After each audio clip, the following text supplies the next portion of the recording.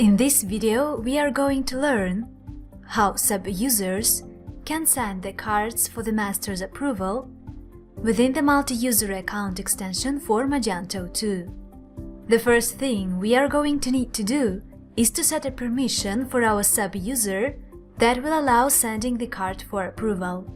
Go to the dashboard and click on Manage Sub-Accounts. Find the sub-user for order approval. Check Require approval before creating an order. After you check the option, two additional fields will appear. The master can specify an order amount without approval, or sub-accounts can approve orders if the order amount is not bigger than the entered value. Once the sub-user adds products to the cart, the button Request Order Approval will appear.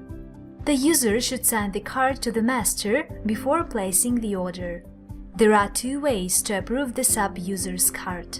The first way is getting an email notification.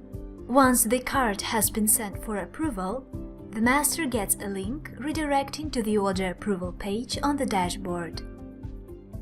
Or the master can use the second way and approve the card within the section Orders Waiting for Approval. Click the link Approve to let the user place the order. This was a tutorial on how the sub-users can send the card for the master's approval within the multi-user account extension for Magento 2.